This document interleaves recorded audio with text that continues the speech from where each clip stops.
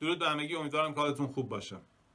همونطور که میدونید اخبار روز دنیا در این چند هفته اخیر، در این چند روز اخیر، بحث جنگ حماس و اسرائیل هستش، یا بهتره بگیم الان دیگه داره تبدیل میشه به جنگ فلسطین و کشورهای اسلامی با اسرائیل و طرفدارهای اسرائیل.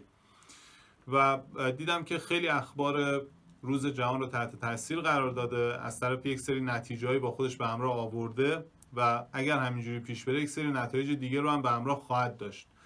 و دیدم که اتفاقا خیلی به موضوع مهندسی افکار عمومی مرتبطه و به شکلی با بخشی از محتوایی که ما برای صفحه ریشه‌های عمیق میخوایم درست بکنیم هم ربط داره. پس گفتم یک ویدیویی در این زمینه درست بکنم، هم اون چه که در دنیا داره اتفاق میفته، یک تصویری از خود این جنگی که بود رو با هم دیگه به اشتراک بذاریم و نظر خودم رو هم بگم که از نظر من چه اتفاقی داره میفته. و اینکه میگم نظر من، منظورم اینه که با توجه به اخباری که دنبال کردم، تحلیل هایی که نگاه کردم و خبرگزاری هایی که دنبالشون کردم، امروز نظر من در مورد موضوع اینه و هدفمونم اینه که یه مقدار هوشیارتر باشیم نسبت به اخباری که میشنویم و وقایعی که دورمون داره اتفاق میفته. چرا؟ چون بخوایم یا نخوایم تحت تاثیر این اخبار قرار میگیریم. یعنی حتی ما بی توجه هم باشیم به این جنگ حماس اسرائیل، در نهایت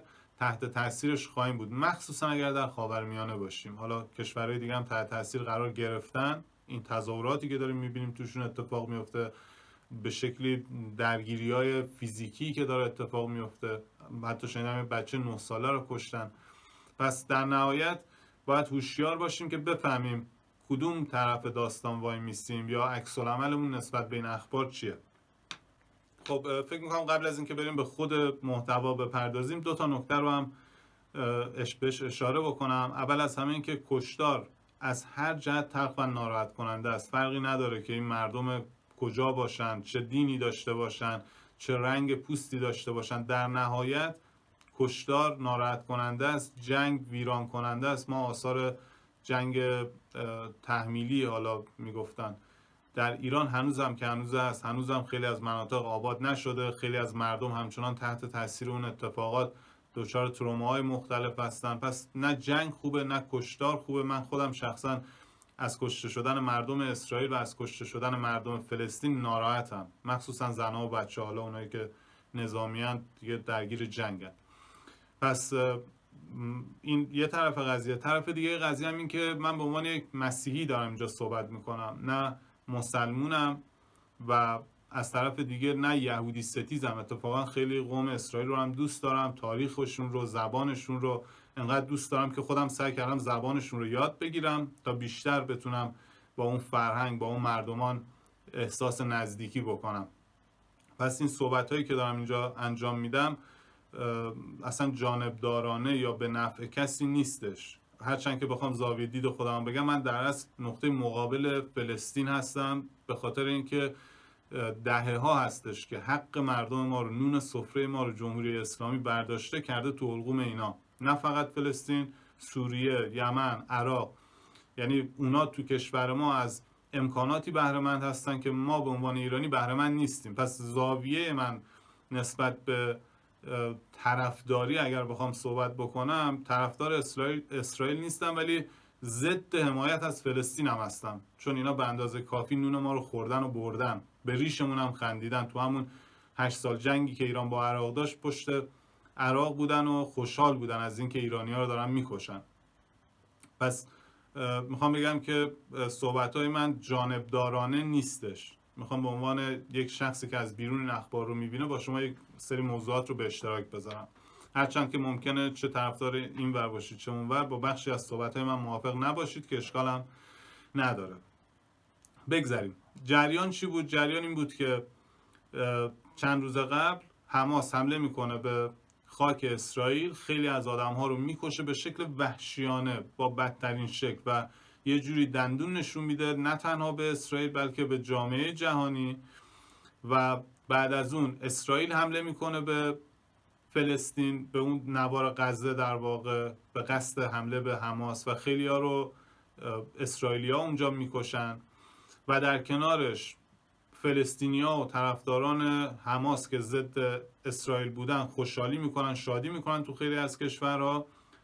وقتی هم اسرائیل حمله میکنه طرفداران اون خوشحالی میکنن و خط نشون میکشن برای هم دیگه. در نهایت اسرائیل تهدید میکنه که این بار حماس رو کلا محو میکنه و در پیرو این اتفاقات کشورهایی مثل ایران رو هم تهدید میکنه. چرا؟ چون ادعا کردن که ایران حماس رو شارژ کرده تا بخواد به خاک اسرائیل حمله بکنه. حالا جزئیات حمله، اتفاقاتی که افتاده، اتهاماتی که به هم دیگه زدن، اینا رو میتونید جزئی‌تر توی همین اخبارهای عادی ببینید و دنبال کنید.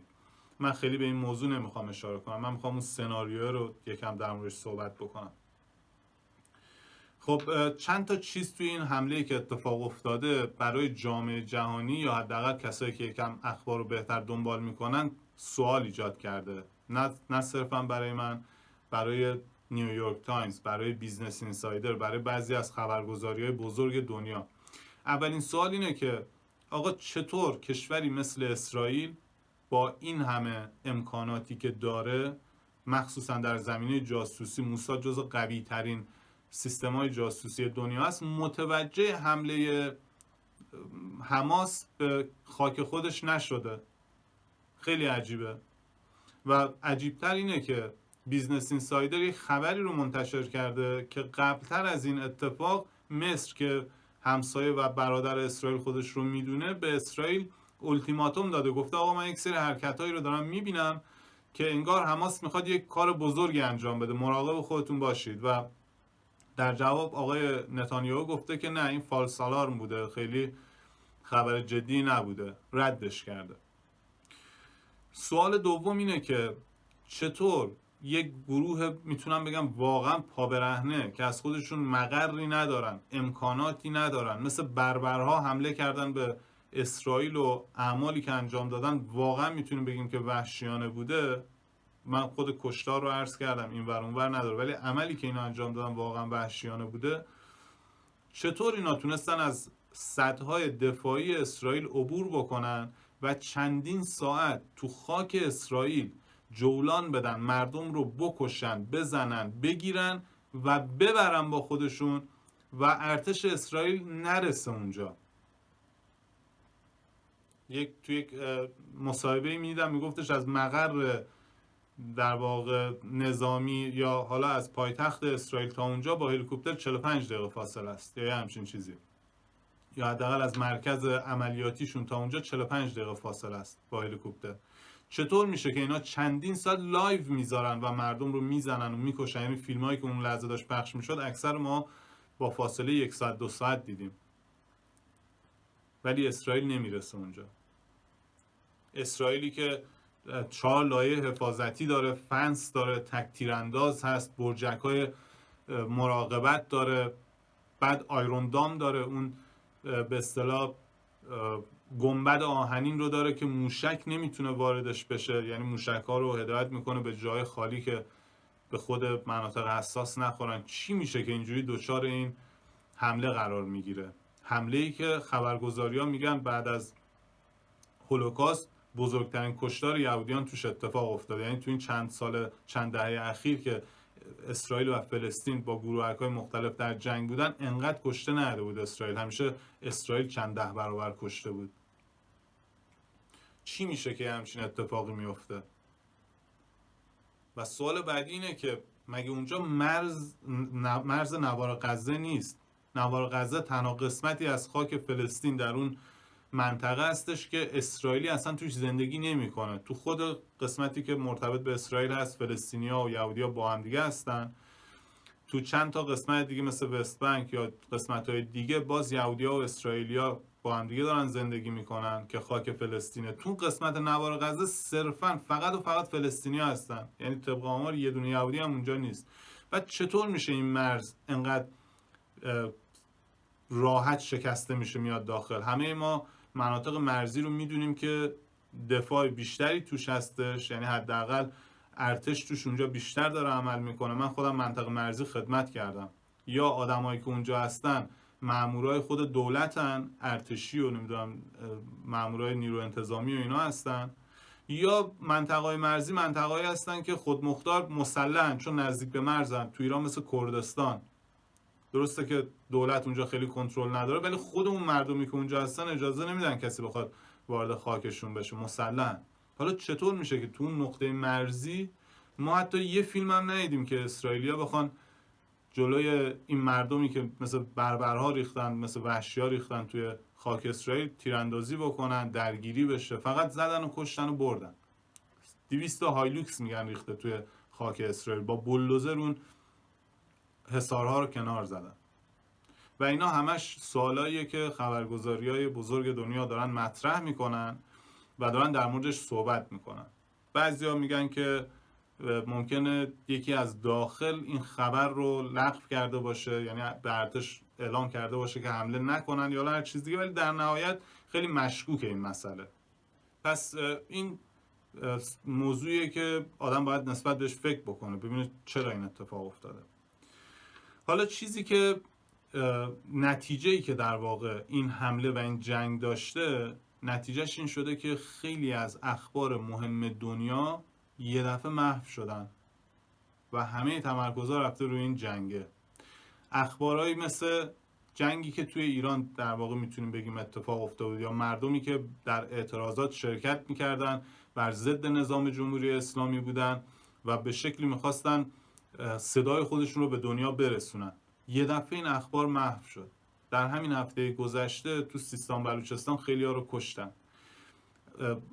حکم خیلی از زندانیای سیاسی رو صادر کردن. خیلی از این بچه‌ها که گم و گور شده بودن تو اخبار ما نگاه می‌کردیم، دنبال می‌کردیم که خبری ازشون بیاد، یه دفعه صدای همه قطع شد. یعنی همین الان فعالین حقوق بشر یا فعالین سیاسی که نسبت به مسائل ایران فعالیت می‌کردن، تمرکزشون رفته روی مسئله حماس و اسرائیل.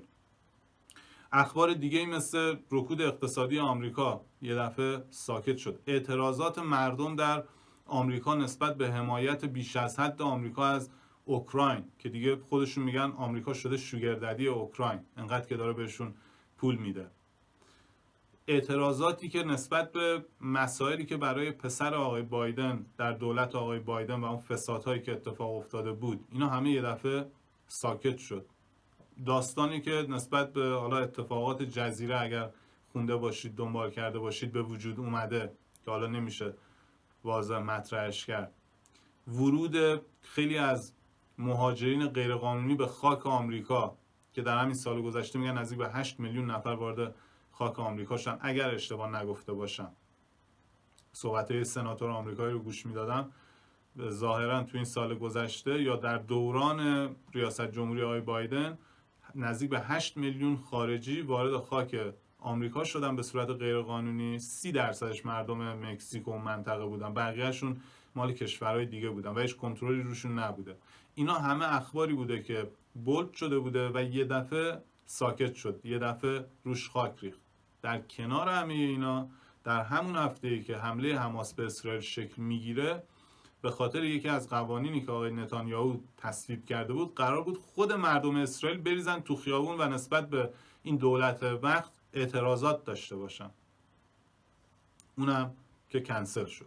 خب حالا این داستان رو من چجوری میبینم؟ چرا این اتفاقات افتاد؟ چرا این اخباری رو فروکش کرد و اینا؟ از نظر من این اتفاقات استیج بود، هرچند که مردم واقعا کشته شدن، که توی این اتفاقات هم چند دسته قربانی اصلی هن. مردمی که تو اون صحنه هستن و متاسفانه جونشون رو میدن، مردمی که تحت تاثیر این اخبار بد و تلخ حالشون بد میشه، استرس میگیرن، نگرانی سراغشون میاد، و بعد مردمی که جهت میگیرن نسبت به این اخبار، قربانی دسته سومن که حتی میگن با هم دیگه در کشورهای آزادن ولی با هم دیگه دارن میجنگن سر اسرائیل و فلسطین. ولی به چشم من این اتفاق یه اتفاق برنامه‌ریزی شده بود. میگم به چشم من نسبت به تحلیلایی که خوندم و دیدم.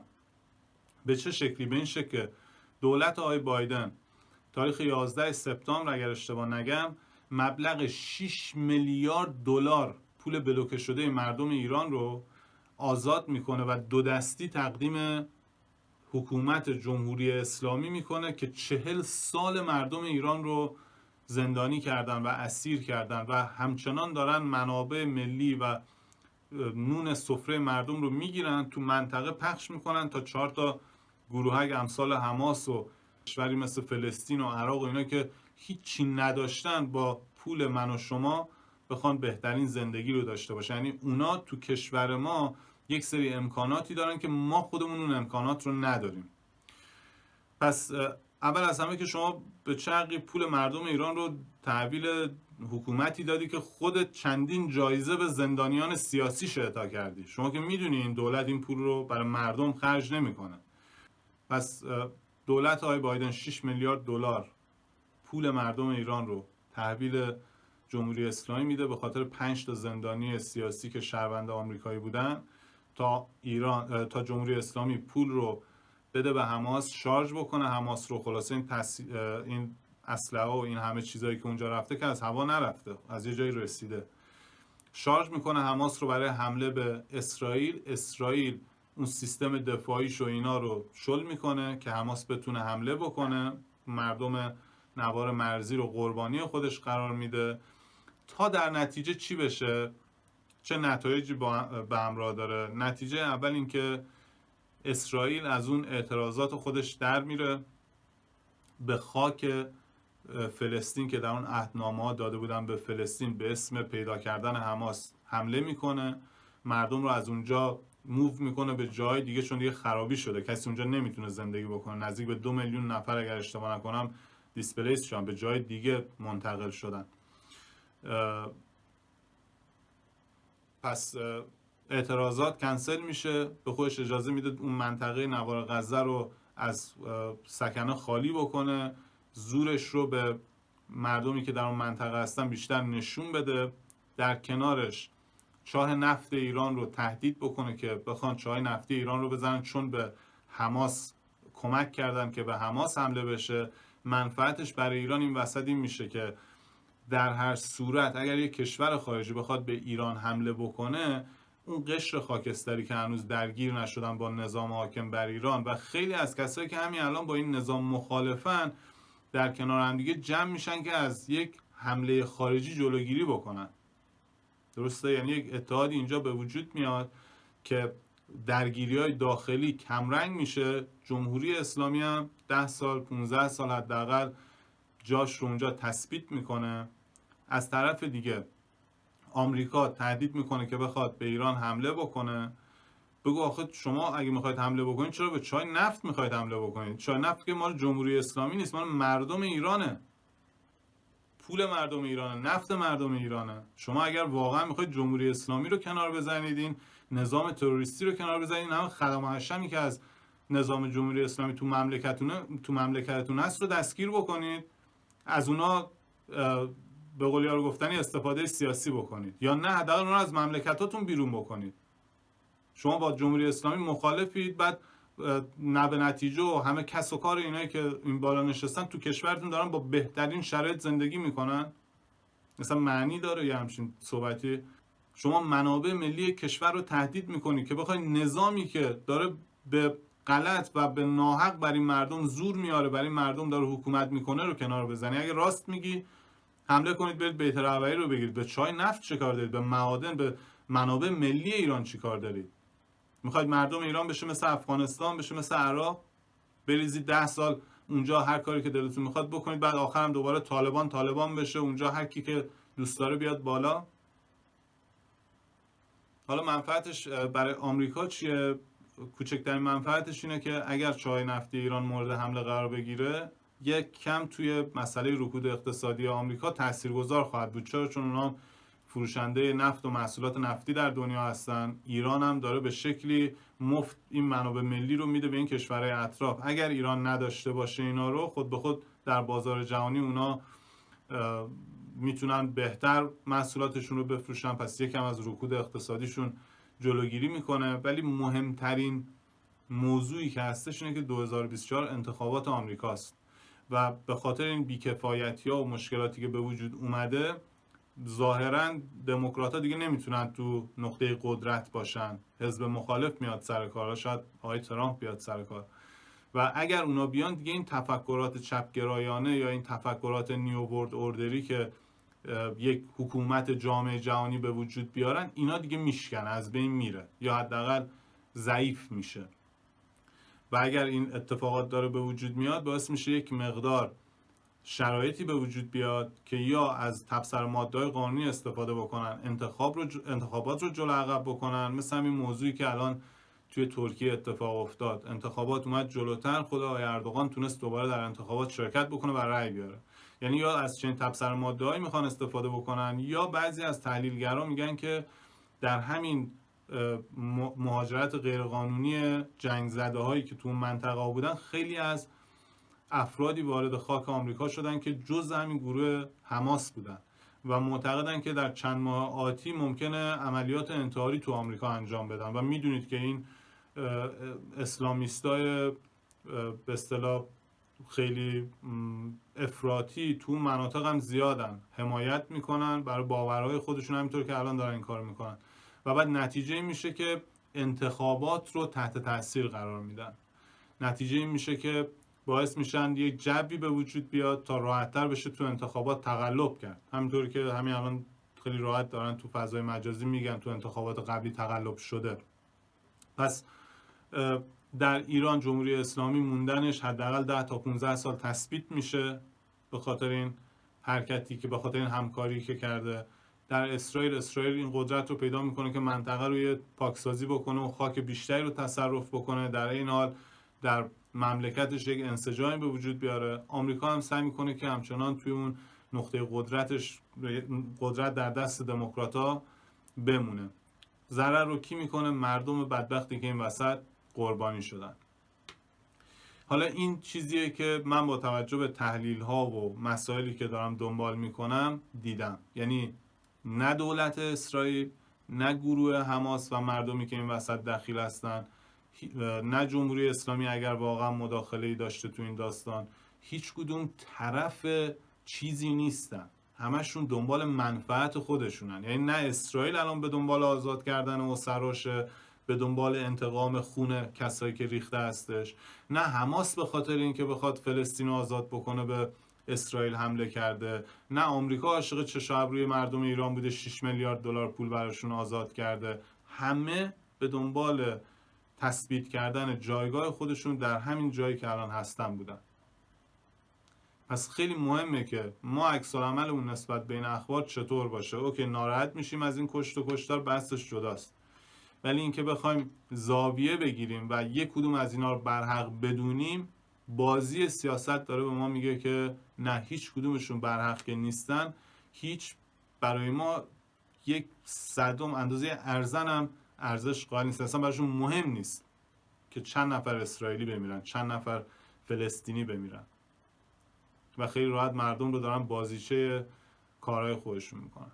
این چیزی بود که من فکر کردم خوب باهاتون به اشتراک بذارم. امیدوارم که حداقل یک بخشش واضح بوده باشه، یا اگر مخالفتی دارید، اگر دیدگاهی دارید دوست داشتید میتونید بنویسید، یا اگر گفتگویی هست میتونیم شکل بدیم با هم دیگه در این رابطه گفتگو بکنیم. حالا من چند تا کلیپ دیگه هم حتما در این راستا آماده میکنم که تحلیل خود همون تحلیلگرای آمریکایی و به اصطلاح غربی هستش و بعد براتون به اشتراک میذارم. وقت خوبی داشته باشید.